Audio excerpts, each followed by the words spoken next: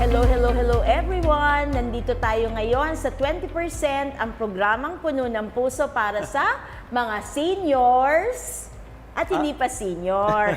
So kasali pa tayo dyan lahat. At syempre, ang mahiwagang tsaa, syempre sabay-sabay tayong iinom together with Brother Ricardo. Saludo!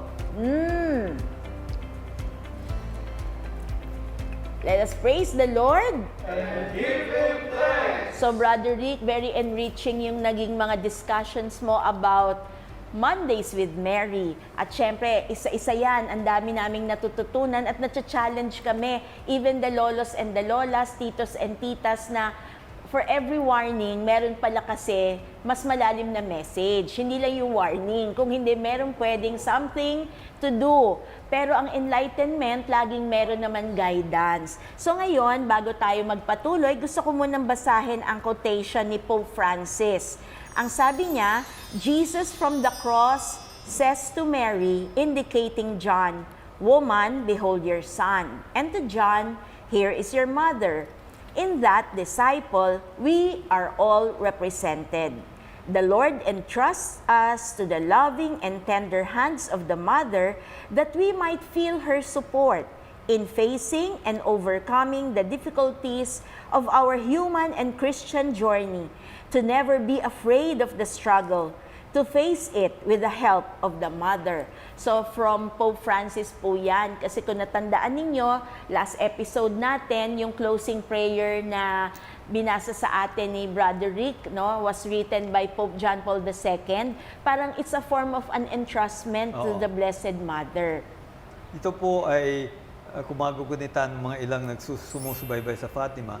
Yung yung dasal po natin na binasa sa katapusan ng huling programa ay siyang panalangin ni Juan Pablo II, John Paul II, noong pangatlo niyang entrustment of the world and the church to the Immaculate Heart of Mary. Tinupad po niya yung atas ng mahal na Birhen sa Fatima na ikonsagrado ang Russia ang binanggit ng mahal na Birhen, ang ginawa ni John Paul II, buong mundo at buong simbahan, ginawa po niya ito 3 beses. At ang masasabi natin dito, at siya natin papaksain sa araw na ito, lahat po ng mga papal consecration, 2 beses ginawa po yan ni Pope Pius XII, ginawa minsan ni Pope Saint Paul VI, tapos ginawan 3 beses ni Pope John Paul II, at ginawa minsan ni Pope Francis, kung nagugunitan nyo, noong March 2022. Sinupad po nila sa abot ng kanilang makakaya ang atas ng mahal na Birhen na nanggaling po naman sa Diyos upang ikonsagrado ang sabi ng mahal Birhen, Russia, pero sa iba't ibang paraan ay pinupad po nila ang pagkonsagrado sa kanyang kalinis-linisang puso, the Immaculate Heart of Mary. At nagkabunga po ito sa kasaysayan ng mundo. Yan po sana ang maibahagi ko sa inyo ngayon. So, paano po makaka-take part? And syempre, pinangungunahan ng mga Santo Papa yan eh. Pero tayo, on a regular basis, paano tayo makakatulong dyan? Ang atas po ng mahal na Birhen noong July 13, 1917 at sa mga sumunod na pagpapakita kay Lucia lalo na, no? Kasi yung 2 bata namatay na. 2 bagay ang hiniling niya. Yung una, nabanggit ko na, ang pagkonsagrado ng Russia sa kalinis ng puso ni Maria. Okay? At ito, hindi lang ang Papa ang gagawa, gusto niya iutos ito sa lahat ng mga obispo. Kung sumunod ba sila o hindi, hindi natin masasabi. Pero ang gusto niya sa Papa, iutos sa lahat. No? So, yun ang atas niya. Pero ang sabi niya, ang pangalawang dapat gawin ay ipalaganap ang debosyon sa unang 5 Sabado, 5 first Saturdays. At ito ay debosyon na hindi lang magdadala ng kapayapaan sa mundo, ito po ay sasagip sa ating mga kaluluwa. No?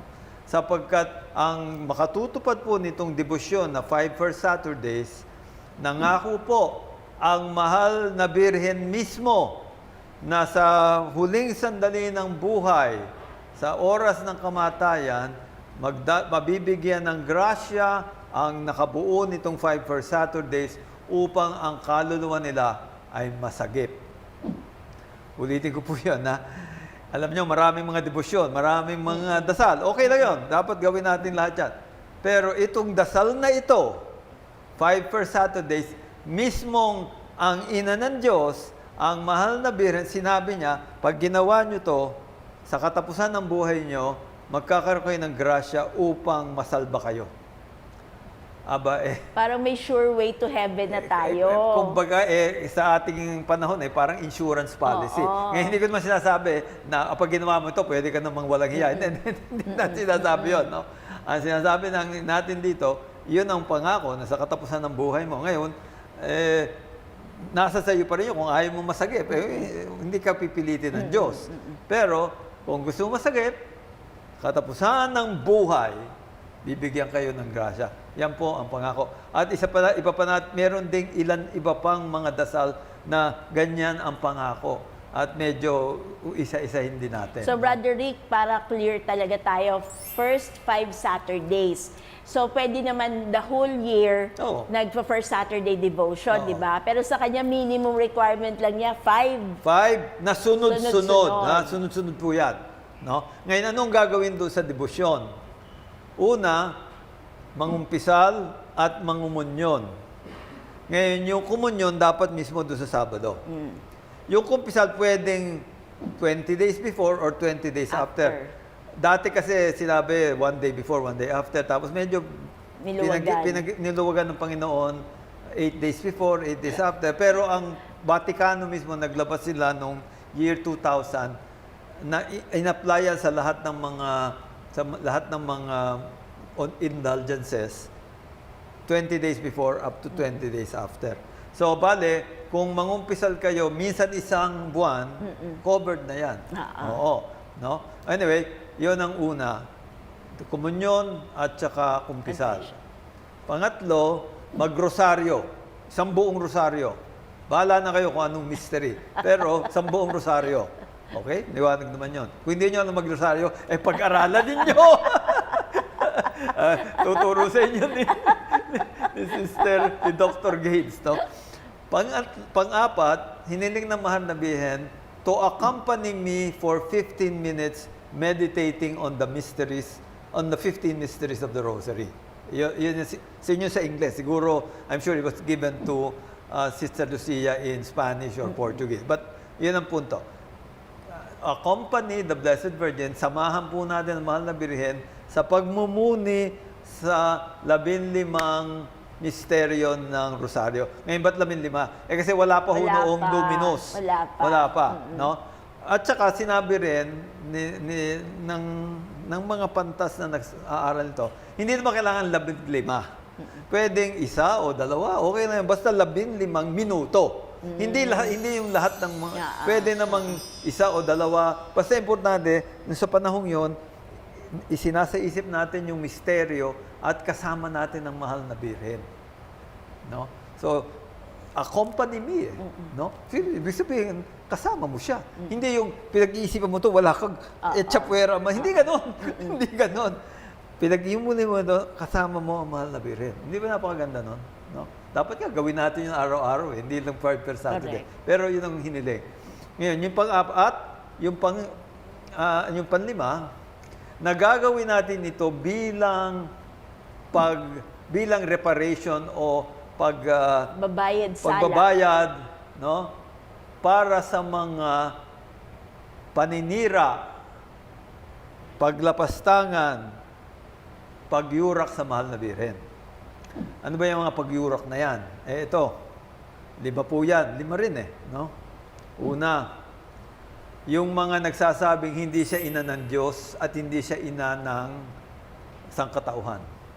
So those who deny the divine motherhood and the universal motherhood of Mary. If you deny, hindi lang, tayo naniniwala tayo dyan, pero marami tao siyempre hindi naniniwala. At tahasang kinokontra yan. Yung pangalawa, those who deny motherhood, the perpetual virginity of the Blessed Virgin. Sinasabi, ay, birhen niya nung pinanganak si Jesus, pero pagkatapos nun, no. That is part of the blasphemies against the Blessed Virgin. Yung pangatlo, those who deny the Immaculate Conception of the Blessed Virgin, bawal din po yan. No? Pagyurok din po yan. Kasi sinasabi mo, yung Diyos, yung kanyang ina ay nabahira ng kasalanan, bawal po yan. No? Yung pangapat, yung mga naninira at nililibak siya sa kanyang mga imahen. Eh unfortunately, ang ating pong mga ibang kasamahang Kristiyano, yun ang ginagawa. And unfortunately, meron tayong mga Pilipino, may mga naniniwala rito, na talagang tahasang nililibak ang mahal. Isa sa mga na-convert, na naging sa mga pastor ngayon na Katoliko, pero dati siya po ay si Dora. Aba, yung pamilya po niya, winawasak yung mahal na birhen at biglang siya po, nung martilyuhin sana yung isang araw, mamartilyuhin niya yung imahen, narinig niya, bakit galit na galit ka sa nanay ko? Biglang, yun. And that started his conversion. Na pastor talaga siya. Pagka narinig mo yun, teka. Ibang usapan na to. Kasi anyway, buti na maawa ng Diyos na nag-convert. No? So yun yung pang-apat. No? Ano yung panlima? Kasi sabihin natin, sige, hindi natin sinusunod, hindi natin ginagawa yung apat. Pero yung panlima, I'm almost sure lahat tayo guilty. Ano yung panlima? Ito raw yung mga tao na tinuturuan yung mga bata na huwag magbigay galang sa mahal na birhen. Ngayon, sasabihin natin, hindi ko naman sinasabing huwag magbigay galang. Alam nyo, kung hindi tayo nagbibigay galang, hindi tayo nag-oorasyon, hindi tayo nagro-rosaryo, ano sa tingin nyo ang itinuturo natin sa mga bata? Hindi nila gagawin yun. So, not honoring the Blessed Virgin, we teach that to children by example. Kasi pag hindi po natin ginagawa yun, ano sa tingin nyo matututunan ng mga bata? Hindi rin yung gagawa. So, omission. Omission yan. So, it's not just actively telling them, oy, wag kang... It's not that. If we are not showing honor, and by the way, that's the fourth commandment, honor thy father. Yes. Diba? If we are not showing honor and devotion, we are teaching children to also not do it. So, yung panlimang yun, lahat tayo, I'm sorry, lahat tayo sabit dyan. So, Brother Rick, parang this is an issue of what is basic again. Ano yung basic sa atin? We do not worship, we do not adore the Blessed Mother. We venerate. So, yun lang, dun lang, thin line lang no? Napakasimple to differentiate. Kaya hindi mo kailangan mag-apologetics, no? Pero yung simple notion lang na we are venerating her, we are honoring her, binibigyan galang, pero hindi sinasamba. Hindi sinasamba. So, yun po yung 5 offenses. At sabi ko nga, baka yung panlima, lahat tayo guilty dyan, no? Yung apat, hindi siguro, no? Although I will have to say, if we hear other people yung bang disputing this, and we say nothing, di ba? Problema rin yan. No? So, hindi lang yan na, okay, naniniwala ka, totoo. Pero biglang medyo nagkakaroon ng biruan na si Maria, hindi yan birin, etc. Nagbibiroan ganun. Hindi ka umimik. So, kasama tayo sa crime. Di ba? Medyo... mali rin yun, no? Yes. Sabit din tayo doon. So, anong kailangan, yan po yung mga offenses. At ang pagtitika dyan, ang reparation, pagbabayad, ay yung 5 first Saturday na nabanggit ko kanina. At siguro, sana sa programa natin, mailagay yan sa isang parang graphic para ma-flash. No? Kasi alam ko, baka mahirapan kayong magunita. Maalala lahat. So, ipa-flash po ninyo yan para lang maliwanag, no? Ulitin ko, kumunyon, siyempre magbimisa ka para mamunyon, no? Kumpisal, at least 20 days before, 20 days after, pero wag niyong gawing 20 days. Baka naman pwedeng 2-3 days, no? Tapos, rosaryo, 10 rosaryo, meditation, pagmumuni, kasama ng mahal na birhen sa mga misteryo ng rosaryo, no? At panghuli, yung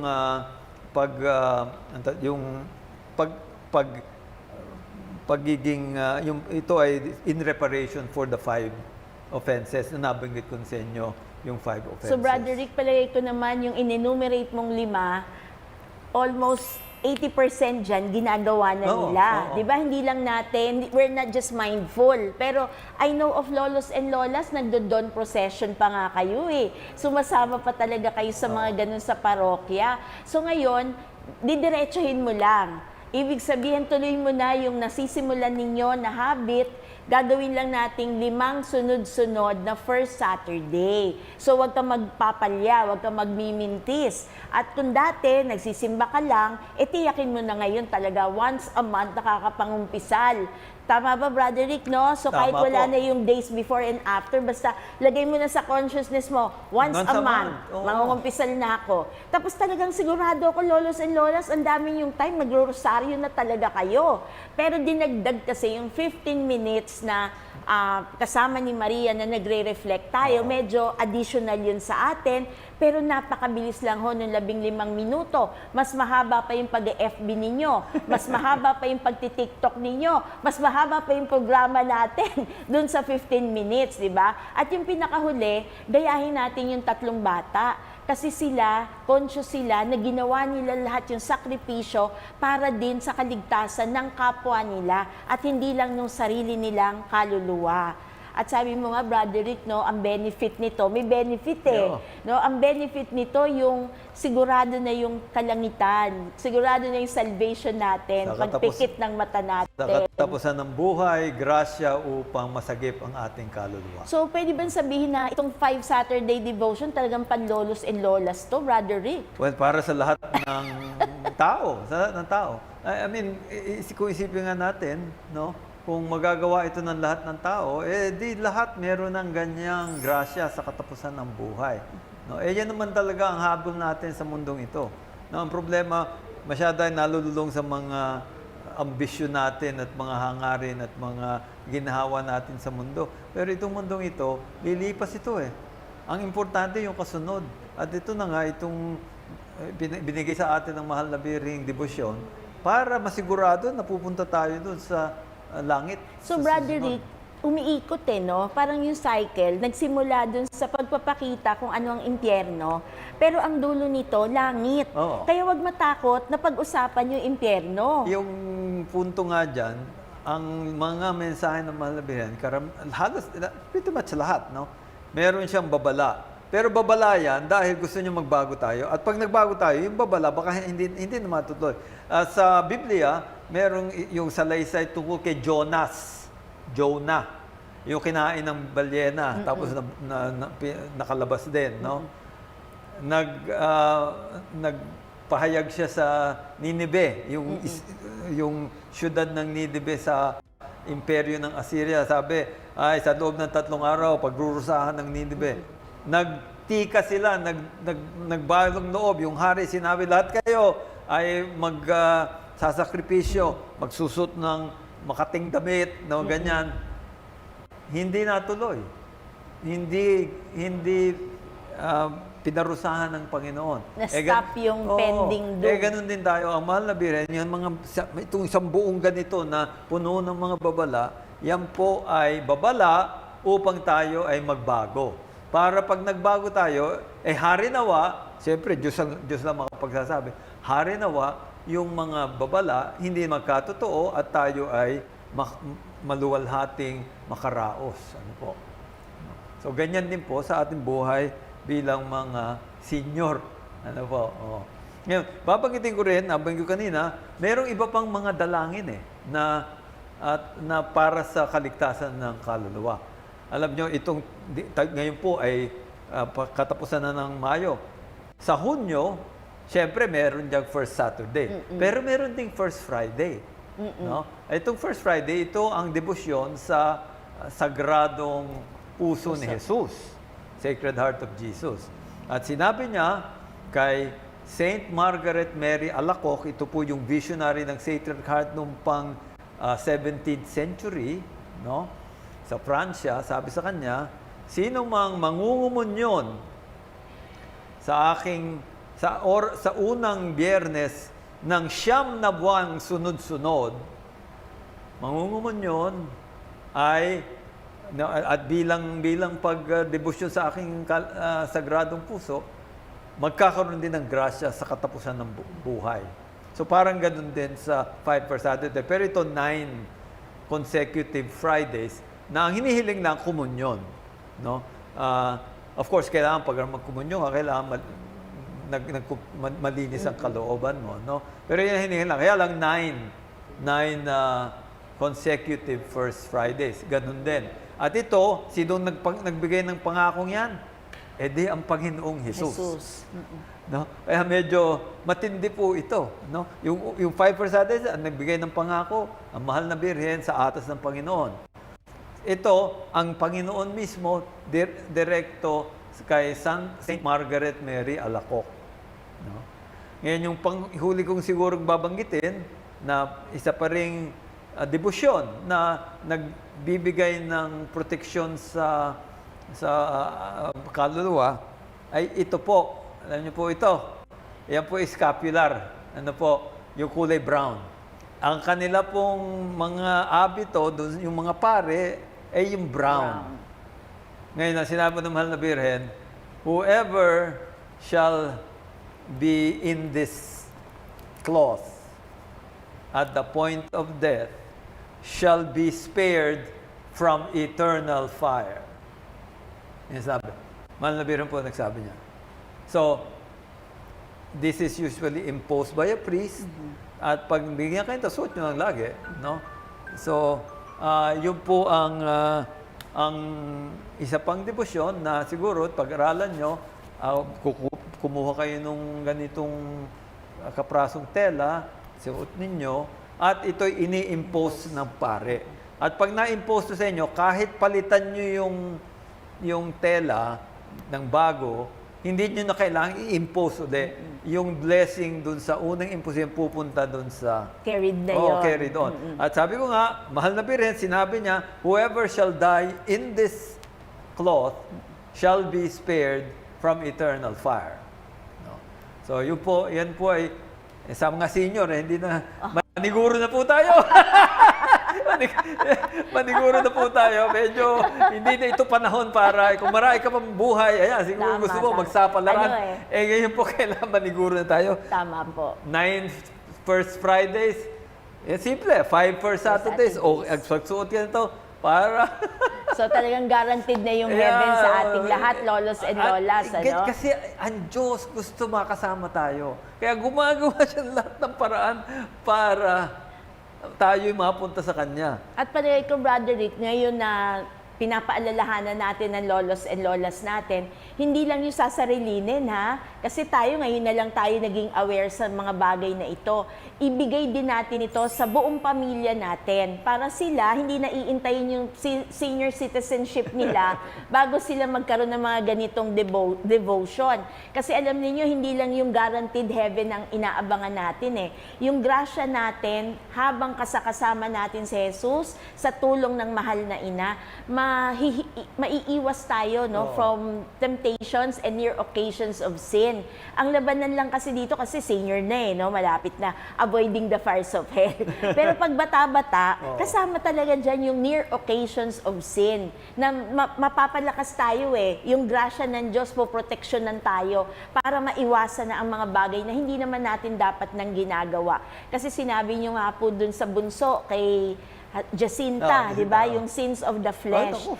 Ito ngayon yung nagaganap talaga pang kasalukuyan. So, kung hindi nyo mapagsabihan ang inyong mga apo, kasi trabaho yan ng magulang, daanin sa dasal. Kasi talagang may bisa ho ang panalangin. At kung isipin po natin, ang pinakamahalagang handog na maibibigay natin, kanino man, at lalong-lalo sa ating pamilya, ay maturuan sila kung paano sila pupunta sa langit. Wala nang ibang mas mahalaga. Hindi, mas mahalaga yun kaysa maturuan mo silang maging bilyonaryo, maturuan mo silang Kung maturuan po natin ang kapwa-tao, lalo na ang ating mahal na pamilya, na lumapit sa Diyos at sa katapusan ng buhay, pumunta sa langit, that is the greatest gift you can give.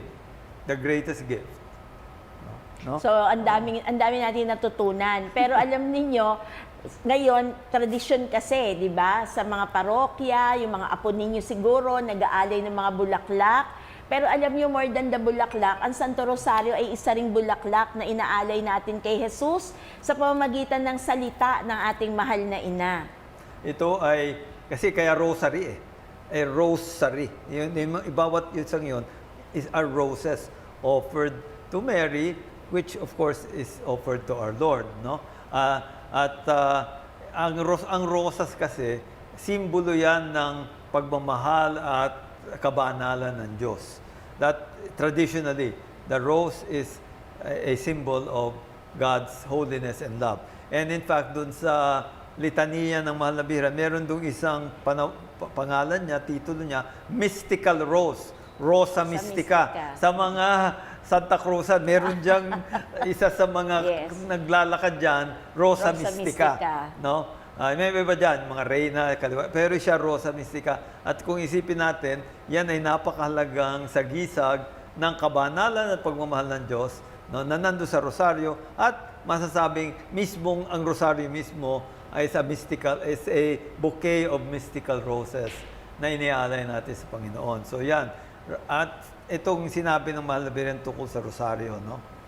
Sinabi po niya, sa bawat araw na nagpakita siya sa Fatima, bawat araw. So, 6 months yun, every 13th hanggang yung August, naging 19. Pero lahat ng pagpapakita ng Mahal na Birhen, ano sinabi niya doon sa mga bata? Pray the rosary every day. Okay. Yun po sinabi ng Mahal na Birhen. Ipagdasalin ang rosaryo araw-araw. Sinabi niya yan May 13, June 13, July 13, August 19, September 13, October 13. Ganun kahalaga yun. No? Sinulit-ulit niya, dasal kayo araw-araw. No? So, again, yan panawagan sa atin, Mahal na Birhen, isang paraan din para mapalapit tayo sa Panginoon, malabanan ng mga tukso. Kasi po, tinutukso tayo No, hindi totoo yan. At hindi lang tuksong nangyayari sa paligid. May demonyo po. Yun pang isang hindi pinag-uusapan. May demonyo po. Meron pong taning. No? Pero very clearly, Brother Rick, sa Santo Rosario, takutan demonyo. Yan. Yan diba? ang paraan para labanan So yan. may sandata na tayo. So one last question, Brother Rick, kasi Mondays with Mary natin, talagang sigurado ako aabangan nila yung Santa Cruzan. So yung beautiful role ni Santa Helena. So hindi lang yung kagandahan ng mga bata ngayon na nagpo-prosesyon, di ba? Yung Reyna Elena. Totoong tao siya at anong kinalaman niya sa conversion ng kanyang anak. Napakaganda yung kwento sa paligid ni Saint Helen o Santa Elena. Siya po ay ina ng isang emperador ng Roma, si Constantine. No? Ngayon, ang halaga ni Constantine, siya po ang nagdeklara na ang relihiyon ng Imperyo Romano ay Kristyanismo. Yun po ang ginawa niya. Dati, bago siya, pinapatay po mga Kristiyano. So dahil kay Constantine, natigil yon at hindi lang yon, hindi lang natigil. Ginawang official religion of the Roman Empire ang Christianity. So talagang lumaganap. No? So yun ang halaga ni Constantine. At ang ina niya si Saint Helen. Si Santa Helena naman, anong ginawa niya? Hinanap niya sa Jerusalem, doon sa lugar kung saan nabuhay at namatay ang Panginoon, hinanap niya ang krus kung saan siya pinako. So hinanap yan, nakita yan, no? At dinala sa Europa, no? Una sa Constantinople, tapos sa Europa, no? At kaya naman meron tayong mga yung krus mismo ng Jesus. At sa katunayan, may mga pira-piraso na yan na ipinangalat na sa buong mundo. Meron tayo, sa play ko, nikakamali, mga 3 yung piraso natin dito sa Pilipinas. Yung isa, yung nasa Monasterio de Tarlac. Oo, nandun. At pinagdiriwang yon tuwing September, may isang petsa ron, na siyang kapistahan ng banal na krus ni Jesus. No? So yan po ang papel ni Santa Elena, kaya nandun siya sa Santa Cruzan. At kaya naman ang pangalan ng Santa Cruzan ay Santa Cruzan. Kasi ibig sabihin, Holy Cross. Santa Cruz nga eh. No? So, kaya niya Santa Cruz ay kasi pinagdiriwang niyan ang Holy Cross, Santa Cruz. At isa sa mga tauhan dyan, si Santa Elena, ang ina ni Constantine. At nakikita niyo sa mga prosesyon, may kasamang bata, yun si Constantine. No? At pinagdiriwang siya dahil siya ang naghanap ng tunay na krus kung saan ipinako ang ating Panginoon. So napakaganda po ng naging discussion natin. So ito ay mga tradisyon na nakikita natin at nagpapatuloy pa hanggang sa ngayon. Pero makikita ho natin ang value nito, mga totoong tao ito. Kaya hindi ho escort, no, yung Constantino na nandun. Talagang totoong tao, no, na nagpalaganap ng Kristyanismo at ang kanyang nanay, kaya pala talagang Santa Cruzan, we are giving honor to the cross. So talagang may pahalik pa yan kung tutuusin at hindi lang yung kagandahan ng mga beauty queens na nagpaparada. So maraming salamat sa inyong lahat na sumubaybay nitong ating Mondays with Mary.